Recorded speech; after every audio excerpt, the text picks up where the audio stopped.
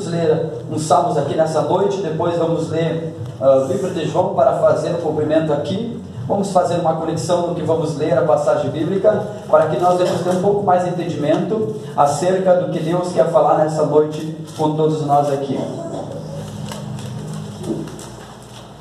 Vamos ler Salmo 156. Salmo 156. Depois vamos ler João capítulo 4, versículo 23. Salmo 150 e o versículo 6. E depois vamos ler também João, segundo escreveu o amado João, capítulo 4 e o versículo 23. São passagens muito conhecidas de todos nós, amém? Eu sei que a gente vai ler isso aqui e vai dar um complexo algum, porque é uma conexão muito diferente nos outros salmos e depois João, mas tudo bem, vocês vão entender depois o que o Senhor quer trazer ao nosso coração aqui. Salmo 150 e o 6 que nos diz assim: tudo quanto tem fôlego, louve ao Senhor, louvai ao Senhor. Vou repetir mais uma vez, nós vamos memorizar aqui e depois todos nós vamos citar essa passagem bíblica juntos, adorando ao Senhor. Tudo quanto tem fôlego, louve ao Senhor. Agora vamos todos juntos repetir, amém, irmãos?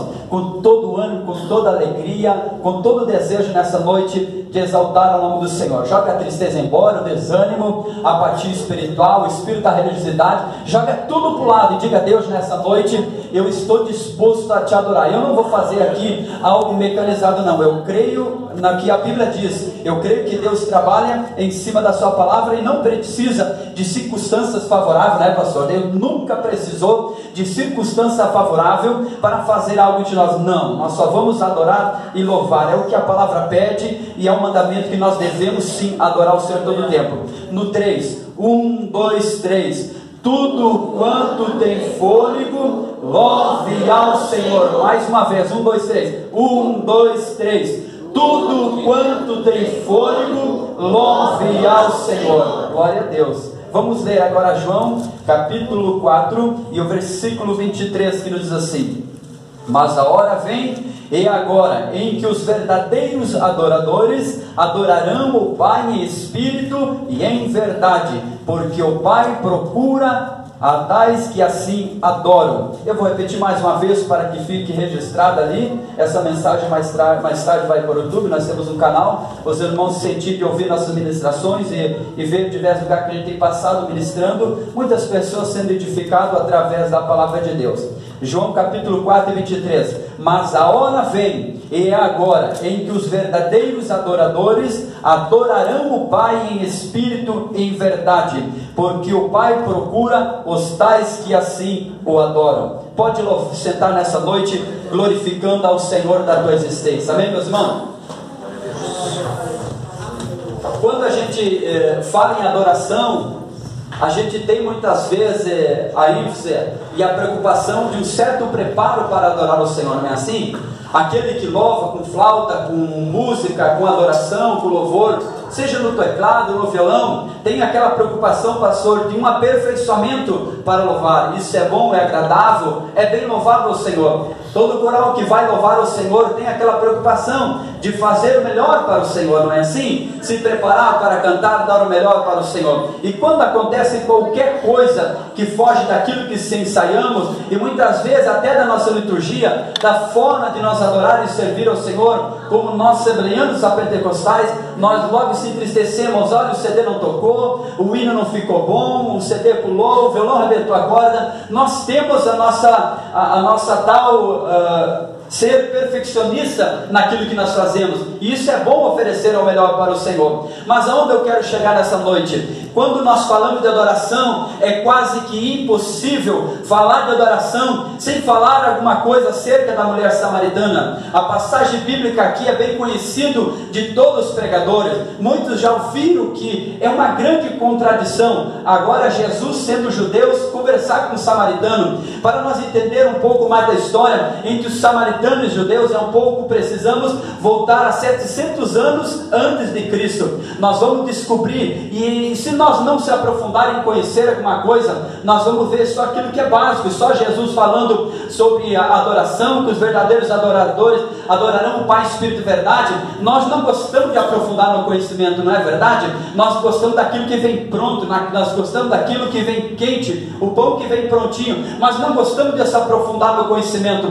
Mas é muito bom a gente saber dos detalhes e entender um pouco mais, meus irmãos. Há 700 anos atrás, a história vai nos dizer que a descrição, há cerca de 722 anos antes de Cristo, antes que antecedesse a vinda do Mestre, os judeus e os samaritanos, eles foram levados cativo para a Babilônia, foram levados através do rei Nabucodonosor, não somente nesse período que Isaías profetizou, mas também no período em que Ezequiel profetizou, e também Jeremias ter profetizado. E quando nós falamos de alguns profetas aqui, nós vamos lembrar que Deus levantou Isaías para profetizar, levantou Ezequiel para profetizar, e levantou Jeremias como muitos outros. E nós sabemos que tem aqueles profetas que foram antes do cativeiro, profetizaram dentro do cativeiro e também profetizaram depois do cativeiro. Mas quando eu leio os salmos aqui, meus irmãos, e vou lá para o 127, preste bem atenção, porque eu quero fazer umas conexões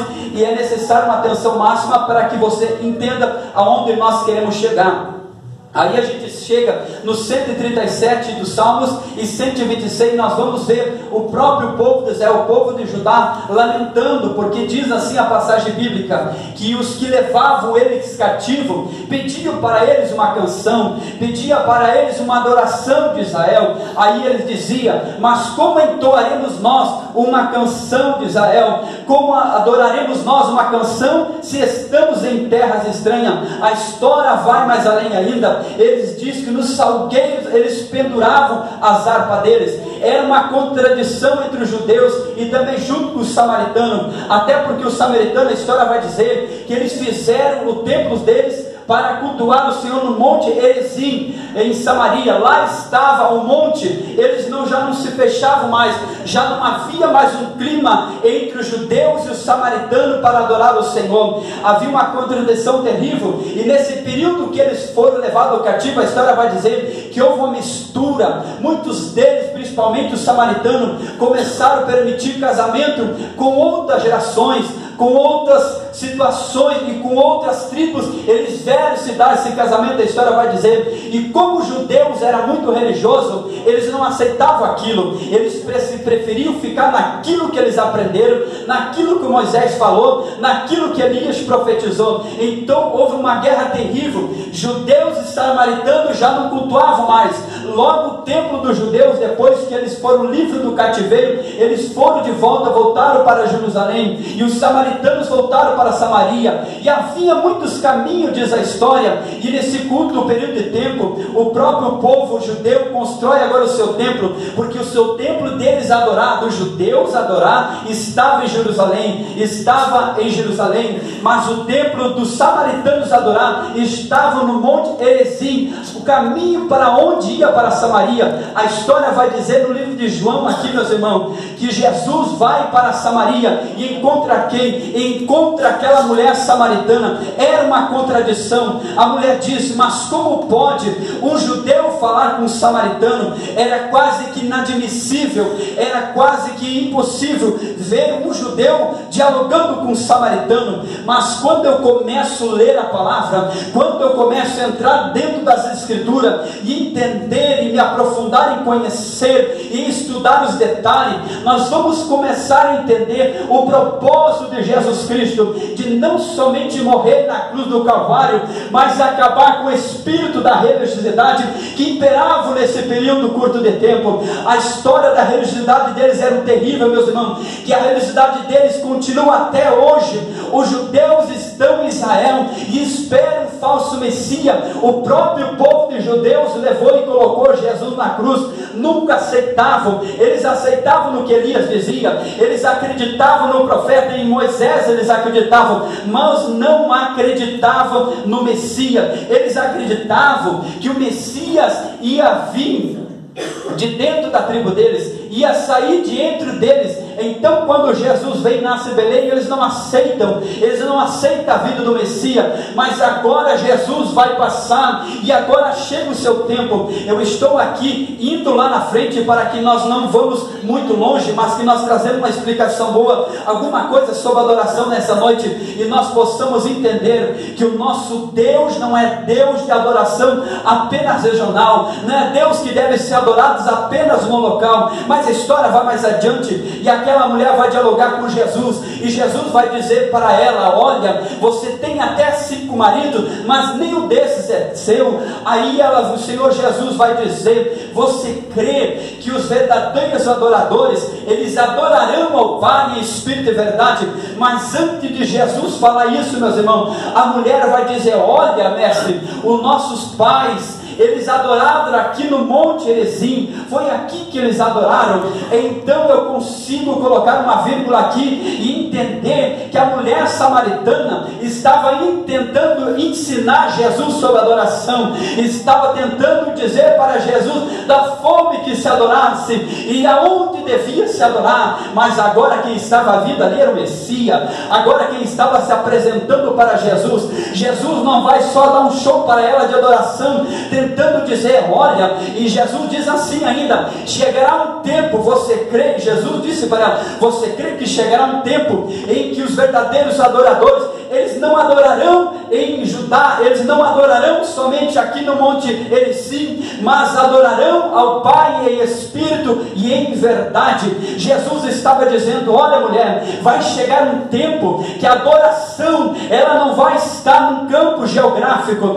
a adoração não vai estar somente em Jerusalém, a adoração não vai estar só no Monte Gerizim, mas ela vai ter livre acesso por todo. Quer ver? Eu te dar uma explicação melhor para que você entenda aonde nós queremos chegar. A história vai dizer que Jesus dialoga com ela, prega para ela, fala que a verdadeira fonte da água viva e que jorrava para a vida eterna era o próprio mestre que estava falando com ela, e depois ela caiu aos pés do mestre. A história vai mais além, para que nós entendamos um pouco mais sobre a adoração. A Bíblia vai dizer que quando Jesus foi para a cruz do Calvário, o que é que aconteceu? O véu do alto a baixo se rasgou. Olha aqui, meus irmãos, eu acredito no poder de Deus, eu acredito sim na autoridade que os sacerdotes tinham quando iram para o templo adorar. Quem é que tinha acesso para entrar dentro do templo? Quem é que tinha o acesso para chegar no lugar santíssimo, no lugar do sacrifício, aonde somente o sacerdote pudesse chegar? E a história vai mais além ainda, meus irmãos. Um sacerdote, para chegar até o lugar santo do Santíssimo e para oferecer, ele devia passar por diversas situações e dogmas que tinha da época, para que faziam parte da adoração ao Senhor. E não vamos entrar nesses detalhes, teria que dar muita explicação acerca disso, mas vamos mais rápido. Para chegar na presença e no lugar santíssimo, a história vai dizer que na roupa do sacerdote tinha um linho comprido, uma espécie de uma corda atada ao seu bordão, e lá tinha um sino naquele bordão. Quando ele chegasse lá, tinha que haver barulho daquele sino, e se tivesse o barulho, é sinal que estava tudo certo e o Senhor estava falando com ele. Mas se não houvesse barulho, é certo que ele já tinha caído morto, não estava bem com Deus. Eles puxavam a corda, porque ninguém tinha autoridade e muito menos capacidade para chegar no lugar santíssimo e oferecer e ouvir a própria voz de Deus e transmitir para o povo. Eles puxavam pela corda, não havia barulho, passava muito tempo, eles puxavam e já puxava o sacerdote morto. Deixa eu dizer uma coisa aqui: quando Jesus subiu assunto ao céu, a história vai narrar e vai dizer que ele não somente desceu às profundezas do inferno e pregou para os espíritos em prisões, para todos aqueles que estavam no tempo da lei, para todos aqueles que foram submersos pelo tempo da lei, porque até então não tinha havido o tempo da liberdade, o tempo da graça, melhor dizendo. Mas Jesus vai, sobe para a cruz, e nesse meio tempo a história, a Bíblia vai dizer, a biografia vai dizer da história de Jesus, que ele desce às profundezas do inferno e prega para os espíritos em prisões. Logo mais a história vai dizer que o véu do templo aonde eles adoravam rasgou-se do alto a baixo. Deixa eu dizer uma coisa aqui, é algo novo para a tua vida, que eu demorei para saber. saber. Você sabia, pastor, que toda essa igreja aqui é sacerdote? O levita é sacerdote, o pastor é sacerdote. Você vai entender. Você pode estar pensando, mas isso é loucura, isso tem a ver com liderança, sacerdócio, chamado, bispo, pastor. Não, todos nós aqui somos sacerdotes.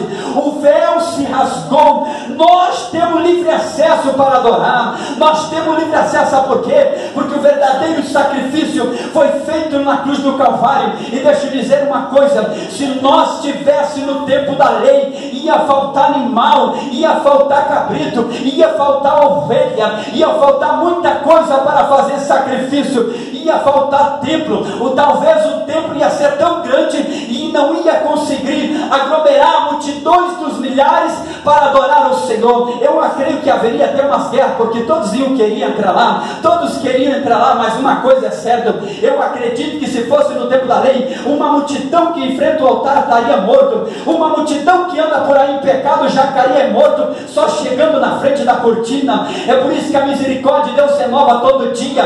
Hoje nós temos livre acesso para adorar. Aí você me olha e diz: pregador, não estou adaptado com esse estilo de mensagem, não estou adaptado com esse estilo de pregação, é difícil de entender. Mas eu estou te explicando. Sabe o que o Senhor disse para aquela mulher samaritana? Olha, vocês têm que entender uma coisa, logo o tempo da lei vai passar. Jesus foi mais longe ainda, ele disse assim: olha, eu não vim para abolir a lei, mas vim para cumpri-la. Mas Jesus estava dizendo: fica tranquilo, que logo após a minha ida para a cruz, vocês não mais adorarão apenas em um território geográfico, mas adorarão ao Pai em espírito e verdade. Quantos estão entendendo o que Deus está falando nessa noite aqui? E adorarão ao Pai em espírito e em verdade. Meus irmãos, quando o Messias se manifesta, o espírito da religiosidade vai cair por terra, que imperava entre os judeus e os samaritanos. Sabe o que eu entendo com essa ministração nessa noite?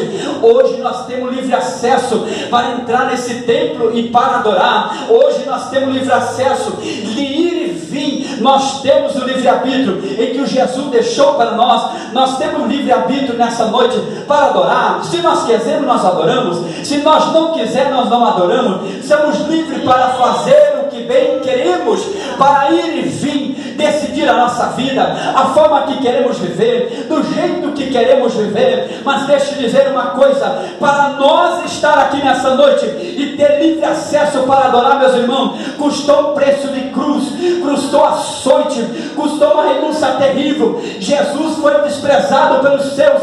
A Bíblia diz que ele veio para os seus e os seus não receberam. Meus irmãos, deixe eu dizer uma coisa, que a adoração vai mais além do que isso. Se nós queremos saber um pouco mais de adoração, nós vamos para o livro de Apocalipse, no capítulo 5, versículo 4 em diante, vai dizer, Moisés, que os 24 anciões, eles estão, João vai dizer, que quando ele foi e recebeu divinas revelações do céu, preste atenção, ele teve visões inefáveis, que ao homem não é considerável, não é digno de ver e nem de ouvir. Ele disse, mas ele diz que viu 24 anciões na volta do Rei Deus, na volta dele, e diante do trono de Deus. Sabe o que eles faziam? Ele diz mais além, que eles tinham a coroa, os 24 anciões tinham a coroa na cabeça. Sabe o que eles faziam? Eles tiravam a coroa, botavam a coroa para adorar, eles tiravam a coroa, se prostravam diante do trono de Deus e adoravam. E mais além ainda, João vai dizer que eles tinham um incensário na mão, que era a oração do santo. Eu abro um parênteses para dizer para essa igreja aqui: quantas vezes você diz, eu adoro, mas Deus não faz nada, eu adoro, mas Deus não abre caminho, eu adoro, parece que não manifesta nada, não passa mais de um culto, não passa mais de uma noite de oração. Meus irmãos, João vai relatar que tem um incensário diante de Deus, é a oração dos santos, é a oração da igreja. A Bíblia vai mais além ainda, a Bíblia vai dizer que há um memorial diante de Deus para aqueles que temem o seu nome e que louvam o seu nome. Sabe o que Deus está dizendo aqui? Enquanto você está adorando, tem um incensário apresentando a tua oração. Enquanto você está me exaltando, tem um incensário diante de mim, apresentado pelos 24 anciões, apresentando a tua adoração, apresentando a tua luta, apresentando o teu clamor. Davi vai mais longe ainda, ele disse: olha, sabe de uma coisa, eu descobri que Jesus, que o Senhor não despreza a adoração e o aquebrantamento do coração contrito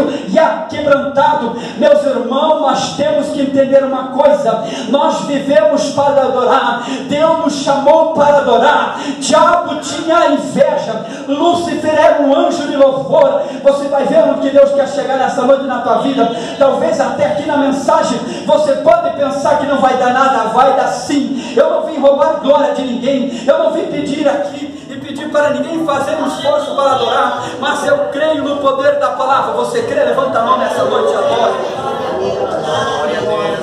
Irmão, custou um preço muito caro. Lúcifer era um anjo de luz. Lúcifer, a história vai dizer que era um maestro de louvor. Ele louvava o Senhor, e ele estava lá.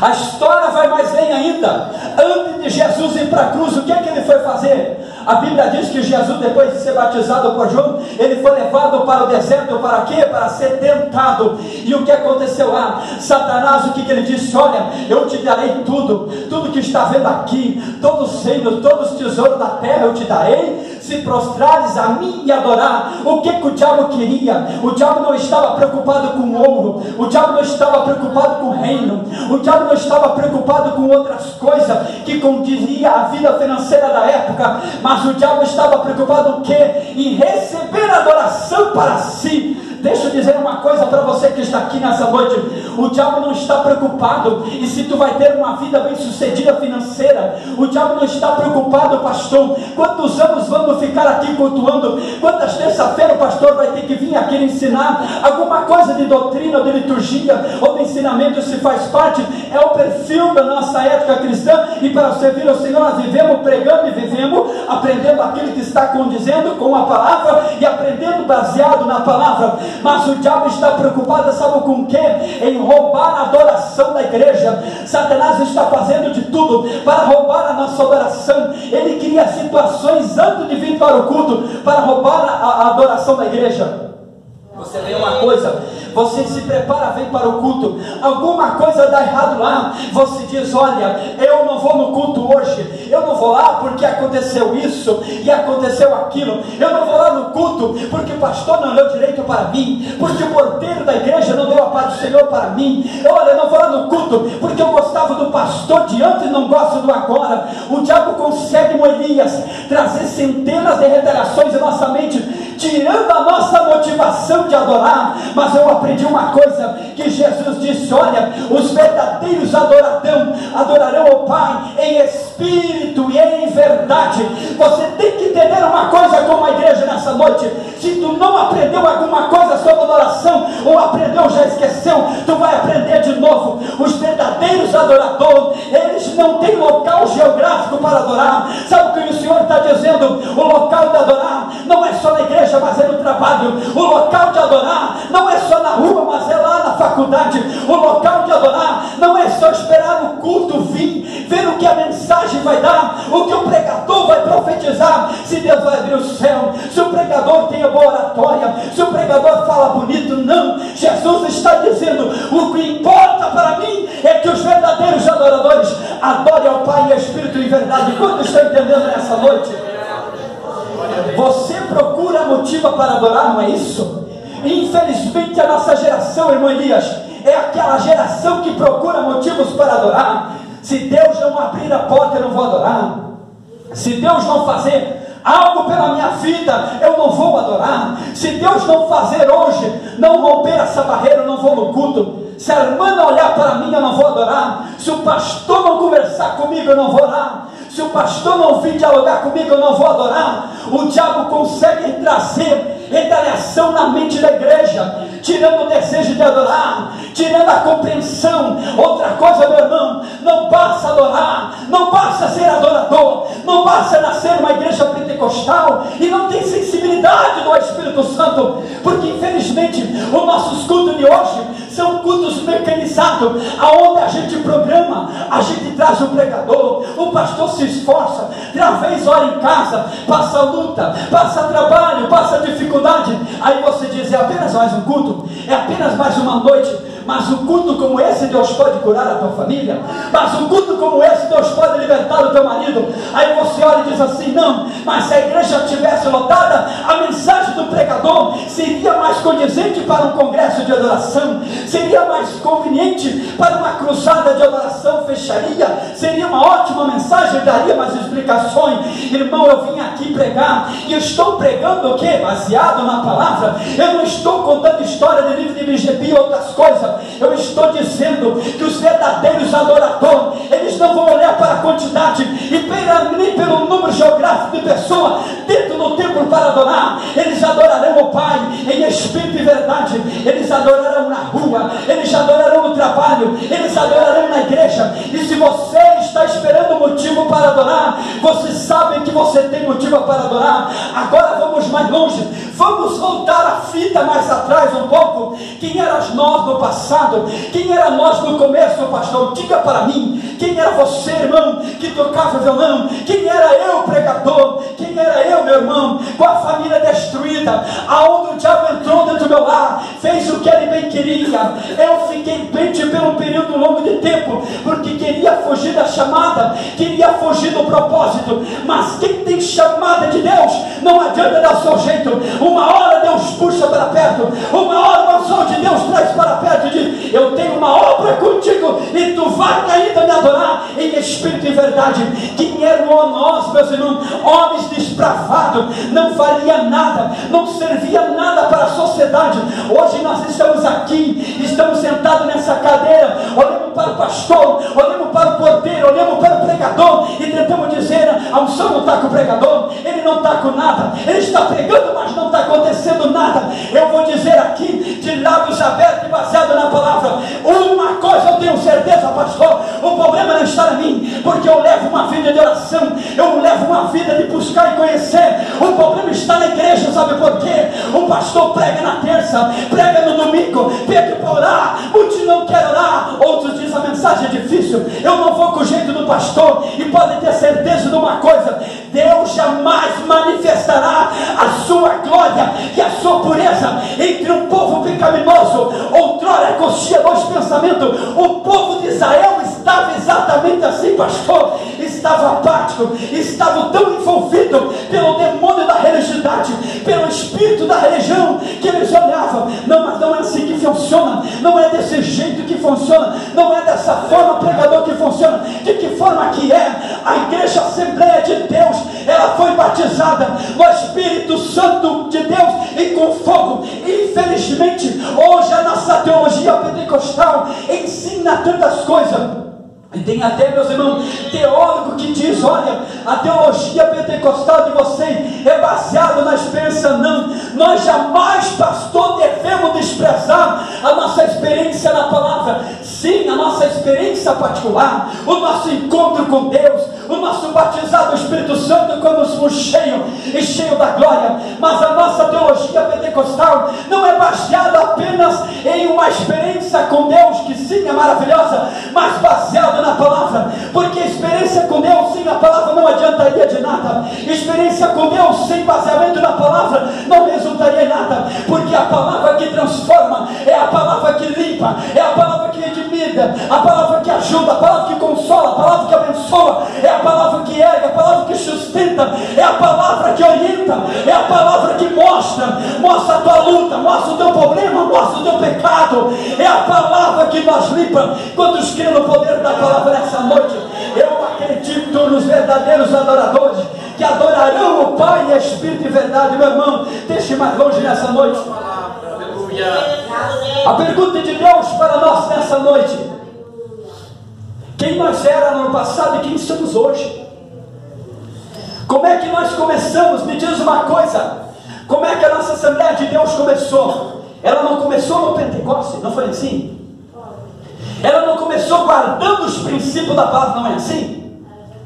Ah, mas hoje tu vê, pregador, o tempo passou, a dinâmica é outra, a visão é outra, e se eu não te andar de acordo preocupado com isso e aquilo, o negócio não funciona assim, não é, pastor? E nós obedecemos para quê? Para não sacrificar. Só que tem uma coisa, infelizmente, muitos cultos são tocados sem um pouquinho de sensibilidade do Espírito Santo. Sabe por que tem muita gente que é batizado dentro da nossa igreja e não fala em língua há muitos anos? É bom que a minha esposa está filmando, isso vai para centenas, depois talvez milhares no futuro ouvir. Sabe por quê? É porque tem muito milagre antigo dentro das nossas igrejas, muito milagre antigo. Aí você olha e diz: para mim eu sou milagre, pregador. O que está dizendo? Eu sou milagre. Sim, tu és o milagre antigo, porque milagre novo está pouco. Faz tempo que o paralítico não anda, faz tempo que o cego não vê. Tem gente aqui que fala em profecia, mas não entrega recado faz tempo. O que é isso, pregador? É o meu dom. Mas você não procura alimentar o dom do Espírito que está em você. E tem mais uma coisa: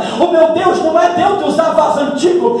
Você pode dizer: eu pregava na antiga, eu profetizava antes, no primeiro amor eu costumava. Eu acredito, você costumava realmente ser, porque hoje não tem sensibilidade, hoje não tem flexibilidade, não consegue mais ouvir a voz de Deus.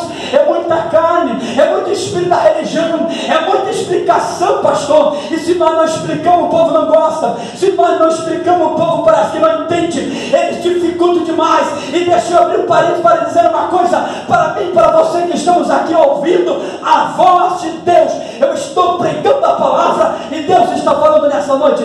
As pessoas complicam demais. Eu criei lá e fiz, meus irmãos, uma reflexão. Deus deu esse dia para mim e escrevi, porque eu não gosto de copiar a reflexão dos outros e colocar para todo mundo ver. Aí o Espírito Santo diz para mim: meu filho, a minha igreja, pelo devido conhecimento e pelo devido esfriado do seu amor, eles complicam demais, eles querem explicação demais, eles exigem demais, mas não tem nada para me dar. Eles exigem do pregador, mas não tem altar em casa. Eles exigem do pastor, mas não tem vida de vigilância em casa. Eles estão aqui, se vestem como crente, andam como crente, mas não tem uma vida diária com Deus. Aí sabe o que acontece? O céu não se abre, Deus não manifesta nada. Aí nós culpamos o problema do pregador, fala demais, quer explicar demais. O problema do pregador é porque ele não ora. Quer saber de uma coisa? Eu oro todo dia, tenho uma experiência extraordinária com Deus. O problema não está em mim, o problema está em você. O pastor não é bom, o porteiro não me ouviu,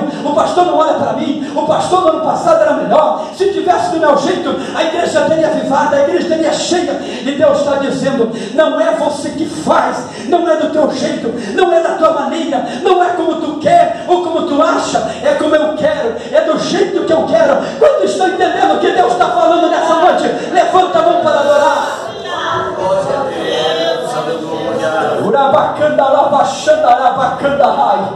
Uma geração que tem conhecimento da verdade, uma geração que conhece a palavra, mas não vive dentro da palavra.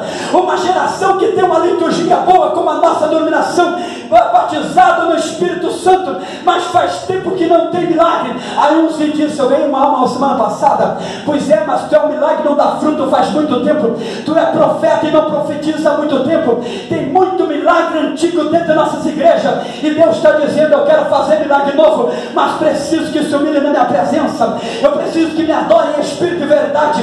Irmão, custou um sacrifício duro, difícil, de sangue, de açoite, de sofrimento para estarmos aqui nessa noite, mas desprezamos, trocamos o dia todo por uma novela. Vou falar o que Deus está me falando. Isso não é mensagem antiga de pregador, começou agora, porque eu nasci numa cristã, meus irmãos. Eu prego faz muitos anos. Deixa eu dizer uma coisa para você: o problema não está em mim, o problema não está no pastor, o problema às vezes não está no levita, no tocar da corda do violão, se está afinado, não está. Eu vi um vídeo essa semana, está aqui, meus filhos talvez já ouviram. Eu vi uma senhora pegando um microfone lá na Madeb, lá, isso mesmo. Se você botar na internet, você vai ver uma mulher que você olha, que na corda vocal, pastor, parece toda desafinada, parece que não está no ritmo, parece que é um horror, que não é muito agregado dos adoradores, mas quando aquela mulher abriu a boca, a glória de Deus desceu, o Pentecoste desceu, a presença de Deus se manifestou. Sabe o que o Espírito Santo diz para mim, irmão Elias? O que está faltando na minha igreja é sensibilidade, o que está faltando em nós é intimidade do Espírito Santo. Por exemplo, você vê Deus falando hoje, mas amanhã você passa o dia inteiro na internet. É assim? Eu estou aqui para falar o que Deus está falando nos meus ouvidos, e o que eu acredito que está acontecendo. A mídia é bom, a evolução da tecnologia é boa, mas infelizmente ela está levando uma geração anímica para o inferno, uma geração apática, que vem no culto, está com a Bíblia, talvez está aqui, mas não consegue adorar, não consegue exaltar. Até um diz: estou numa prova, estou num vale. Pode ter certeza, se Deus te botou nesse vale, nessa prova, Ele é contigo. Mas se esse vale, essa prova que tu está, você caçou ela, dá um jeito de sair dela. Simples. Simples. Se tem princípio, tem vitória. Se tem princípio, tem bênção. É a palavra de Deus. Aleluia. Infelizmente a nossa geração cria muitas situações, precisa de mais de explicação, pastor. Aí não acontece nada no culto. O pregador ora a semana toda, prega em diversos lugares, sobe monte, ora na igreja, jejuma, busca, se consagra. Daqui a minha esposa de testemunho. Eu passo horas orando, eu passo horas lendo, esboçando. Eu tenho uma agenda aqui com muitas mensagens, tenho centenas de mensagens que eu nunca preguei até hoje. Me dedico em conhecer, pago um preço altíssimo pelo meu ministério. Sabe o que me entristece, pastor? Quer que eu seja sincero? Sabe o que me desanima? Sabe o que me arrebenta por dentro, irmão? É pregar num culto como esse, e talvez chegar no final do culto, saber que não vai acontecer nada, mas tu orou, tu jejumou, tu buscou, mas o povo está longe. A falta de sensibilidade, a falta de compromisso com a verdade, a falta de compromisso com a palavra. Mas o problema não está em mim, o problema está em alguém que não ora, o problema está no pecado oculto, o problema está na falta de sensibilidade. Ah, mas eu conheço a Bíblia, isso tem que estar de acordo com a liturgia. Tudo bem, a liturgia é bom, faz parte, eu entendo muito bem disso, nasci na Assembleia de Deus, sei o que é isso. Mas se nós perder a sensibilidade, irmão, é melhor rasgar o bolso e jogar no lixo, é melhor pegar o sermão e jogar no lixo. Se nós não tiver a sensibilidade para compreender o que Deus verdadeiramente quer de nós nessa última hora, como verdadeiros adoradores, nós passaremos culto após culto, semana após semana, e nada vai mudar na nossa vida. Não é assim? Não é assim? Não, pregador, mas eu tenho paz. Olha, o pastor está lá, é bênção de Deus, homem de Deus, está lá, ora por mim, vou para minha casa, volto abençoado. Vem cá, tu não acha que tu és um milagre antigo? O que é isso, pregador? A Bíblia diz que as coisas de Deus, a palavra, ela se renova todos os dias. Entenda uma coisa: se Deus te usava alguns anos atrás, Ele é o mesmo Deus, Ele te usa hoje. Se Deus te usava ano passado, Ele te usa agora. Se Deus que se renova todos os dias através do Espírito em nossa vida, Ele não é de coisas antigas, Ele faz todas as coisas novas em nossa vida. A palavra se renova todos os dias, o dom é fortificado em nossa vida todos os dias. O que está faltando é nós alimentar o dom que está em nós. Isso é novo, é bom. Aprendi mais uma coisa, vou montar mais uma mensagem em cima disso. É bom alimentar o dom, é bom investir no dom, é bom investir na adoração, é bom ter sensibilidade. O problema, pastor, nós temos oratória, nós pregamos, nós cultuamos, nós até servimos com bom dízimo, uma boa oferta. Alguns cantam bem, cantam bonito, pode até cantar, mas não investe no dom, não investe na adoração. Irmão, me tem uma coisa: Deus jamais manifesta a sua glória em vaso estragado, em vaso ruim, em vaso que não obedece, em gente rebelde, em gente que carrega a Bíblia, mas não obedece o pastor, não obedece a igreja, não obedece ao ministério, não obedece ao próprio Senhor Jesus Cristo, não tem uma vida de renúncia. Deus jamais manifestará a sua glória em uma geração que anda com o pé aqui e o outro no mundo. Aí não adianta, pode pregar mensagem, pode dar todo tipo de explicação, não vai acontecer nada. Sabe por quê? Porque Deus está dizendo que se o povo que se chama o quê? Pelo meu nome, Ele está dizendo para quem? Ele não está dizendo para o judeu, Ele não está dizendo para o ímpio, Ele não está dizendo para Haddad, ou sei lá, o outro que está concorrendo com ele. Ele está dizendo: se o povo que se chama aqui, esse povo é Israel de Deus, esse povo é o Judá de Deus, esse povo estava no meio das 12 tribos. Ele está dizendo: se o povo que se chama pelo meu nome então se humilhar e se converter nos seus caminhos, então, pastor, eu vou fazer o quê? Eu vou sarar a sua terra, eu vou perdoar os seus pecados, e tem mais uma ainda, vou responder às suas orações. Irmão, tem uma coisa que nós precisamos fazer, é voltar a se humilhar, é voltar à simplicidade do Evangelho, o Evangelho puro, o Evangelho genuíno, aonde tinha liturgia, mas tinha a sensibilidade do Espírito. Não importava se o pregador falava bonito, não falava, não era assim, Moinir. Não importava quem ia dialogar, se o dialeto do pregador era bom ou não. Eles queriam saber adorar, eles queriam saber abraçar, e uns que tinham dividia com os outros ainda. Olha, meu irmão, se não tem, eu te empresto, eu confio em ti, você é homem de Deus. Hoje está difícil se confiar em crente, hoje está difícil se confiar em crente, ninguém mais confia. Sabe por quê? Porque a igreja está perdendo a sua identidade de sinceridade, a igreja está perdendo a sua sensibilidade e a sensibilidade do amor. E tem mais uma coisa, meu irmão: a adoração nos ensina a amar, porque a adoração sem o amar não adianta também. Eis que vos dou o que? Um novo mandamento, esse mandamento é o amor. As pessoas procuram muita explicação, sendo que um simples abraço às vezes nos cura, pastor. Um simples abraço às vezes resolve. Sabe o que Deus está dizendo? Não precisa muita explicação. Eu só quero que tu me adore, eu só quero que tu te humilhe na presença nessa noite, eu só quero que tu volte a ter sensibilidade. É o que nós estamos perdendo, a sensibilidade do Espírito Santo de Deus. Você pode até olhar para mim, meus irmãos, e dizer: essa mensagem é dura, é difícil escutar uma mensagem dessa no culto onde tem poucas pessoas. Como se Deus gostasse do que eu gosto, como se a minha adoração, meu estilo de adorar, meu estilo de servir estivesse agradando a Deus. Infelizmente o espírito da religião está imperando em nossos templos, e eu tenho uma notícia para dar para muitos: a maioria das vezes que eu vou pregar, eu volto arrebentado. E se meia dúzia falar em língua em nossos templos, é um milagre que está acontecendo. Eu digo isso por experiência, e eu vou dizer aqui porque vai para o tubo: o problema não está no pregador, o problema está na quantidade de gente que não ora, de gente que não obedece, de gente que não busca mais a sensibilidade do Espírito. Porque você pode olhar para mim e dizer: não, se você olhar, orar, é assim, não é, pastor? Eu não sei da vida do pastor, mas eu tenho uma palavra profética para a tua vida nessa noite. Urabacanda leva o que serve de comum, chorabacanda raça. E entenda uma coisa, tu nessa noite: Deus às vezes fala pouco no vale, mas quando Ele fala, Ele garante a sua palavra.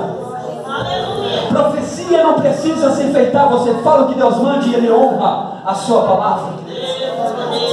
Urabacanda, se coloque de pé, pastor, se coloque de pé. Urabacanda, olha aqui para mim. Sabe o que Deus está dizendo para mim aqui de dizer? Que Ele vai dar uma volta no teu ministério. Eu sou profeta e eu não tenho medo de dizer o que eu vou te dizer. Muitas vezes eu entreguei para homens de Deus, e se Deus mandar eu dizer, eu vou tirar, Ele tira. Temos que depois me ligar e dizer: pastor, pregador, continue falando, não deixe de pregar como tu prega, não deixe de ser profeta, porque tudo que tu fala acontece. Sabe qual é o problema da geração? Primeiro eles precisam ver para crer. Tem muita gente que não acredita no teu ministério, sabia? Você tem jeito de humilde, tem sinceridade, mas tem gente que não acredita na tua chamada, não acredita no teu ministério. Tem vindo um desânimo espiritual na tua vida, não é de conhecer, não é de ler, mas tu está debaixo de uma opressão espiritual, e Deus está dizendo: esse vale, essa opressão vai passar, esse desejo vai ser alimentado pela minha presença. O Senhor está dizendo: eu vou dar uma volta de 80 graus no teu ministério, vou te levantar com mais poder, vou te levantar com mais autoridade. O que tu está começando é começo no teu ministério, isso é apenas o início no teu ministério. Tu tu está aqui, tem gente que não acredita no teu chamado, tem gente que não está pegando a carga, ajuda aqui, eu vou falar, está aqui, mas não ombreia a causa. Aí tem uns que dizem assim, mas para que falar isso, pastor? Isso vai entristecer, mas para pegar não entristece, não é assim? O apóstolo Paulo falou que repreenda na frente de todos, é Bíblia, para que os demais não cometam os mesmos erros. Tem gente que está aqui, mas não está somando com você, e Deus está dizendo, eu vou limpar todo aquele que os engana, não permanecerá na congregação dos santos. O Senhor está dizendo, vai ficar gente que honra do teu lado, vai ficar gente que ora do teu lado, vai ficar gente ferida, eu vou te dar o remédio certo para curar essa ferida. Deus está dizendo nessa noite, estenda a tua mão, filho, estenda a tua mão. Se tu crê na minha vida, no ministério profético que Deus me deu há muitos anos, o que Deus fez na vida de outras pessoas, quando eu profetizei, vai fazer na tua. Deus vai te levantar, homem, Deus vai te atirar desse anonimato. Essa opressão que tu sente hoje nesse culto está caindo por terra. Estou entrando dentro da tua casa, estou te dando vitória. O diabo lutou no começo do ano até agora contra a tua vida com forças esmagadoras, mas Deus está dizendo, eu ainda estou no controle. Urabacanda, eu ainda estou no controle, diz o Senhor. Urabacanda lá baixando. E homem de Deus não precisa da justificação. Porque eu prego em igreja, pastor, que tem pastor que pega o microfone e chega e diz assim, mas na minha igreja não é assim, porque tu vê que não é assim. Homem de Deus, que homem de Deus sabe quando Deus fala e quando Deus está em silêncio. Sabe quando Deus fala e não precisa da justificativa. É assim, não é, mãe? Quem tem mais experiência com eu talvez sabe que às vezes Deus fala pouco, mas garanta a sua palavra. Não adianta uma multidão lotando a igreja e servindo de estrovo. A Bíblia diz, pastor, que aquele que os engana, uma hora Deus joga com tudo, com malicuia lá para fora, e o diabo faz o que quiser. Porque uma coisa é vir aceitar uma repreensão de Deus, aceitar ser pastoreado por Deus. Outra coisa é vir permanecer como rebelde e nunca aceitar a mudança de Deus. Porque avivamento traz mudança, adoração traz mudança em nossa vida. E quem quiser viver com Deus vai ter que aceitar mudanças de Deus no decorrer da caminhada. Porque Deus mexe, Deus muda, Deus tira, Deus coloca, Deus dá, Deus toma, porque Ele é Deus. E nós temos que somente adorar Ele. E fim de história.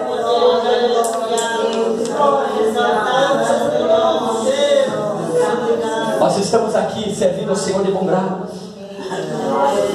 Você está aqui servindo ao Senhor de bom grado. Deus fez algo pela tua vida? Te coloque de pé nessa noite. Se coloque de pé. Deus fez algo pela tua vida, não fez? Não. O que está realmente faltando em nós, pastor, como igreja, não é mais explicação.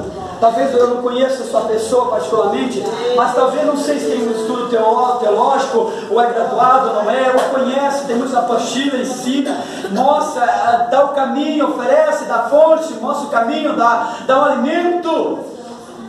Mas tem gente que se alimenta da mensagem e depois vomita de novo. Tem gente que infelizmente por estar tomado de pecado, a palavra nem permanece dentro dela, porque aquilo que mais você alimenta é o que mais vai crescer na tua vida. Mas se a partir de hoje você decidir, eu vou alimentar o dom que é em mim. Se o meu dom é louvar, vou louvar. Se o meu dom é profetizar, vou profetizar. Se o meu dom é liderar, vou investir nessa categoria. Se o meu dom é fazer isso, fazer aquilo, investe, vai dar certo, Deus vai te honrar. Você fica esperando pelo A, pelo B, Deus nunca vai fazer nada pela tua vida. Nunca houve nada notável na minha intimidade com Deus, no meu ministério, que não viesse num preço de angústia e de renúncia através da oração. Dias, anos, horas, meses orando. E eu sei que você faz a mesma coisa há muito tempo. Mas uma coisa é fazer, outra coisa é permanecer fazendo. Uma coisa é orar uma campanha no começo do ano. Infelizmente, tem tantas campanhas por aí. 7 sexta-feira da primeira do ano, o resto do ano não busca mais. É tantos dias para tal propósito, mas o resto do ano passa navegando na carne e acha que Deus vai fazer. No momento que nós rompemos princípio, nós se damos mal. A Bíblia só pede uma coisa: obedeça os meus mandamentos, não transgrija a minha lei, me adore em espírito e verdade. Se o meu povo se chamar pelo meu nome, seja fiel em tudo, e eu serei fiel com você.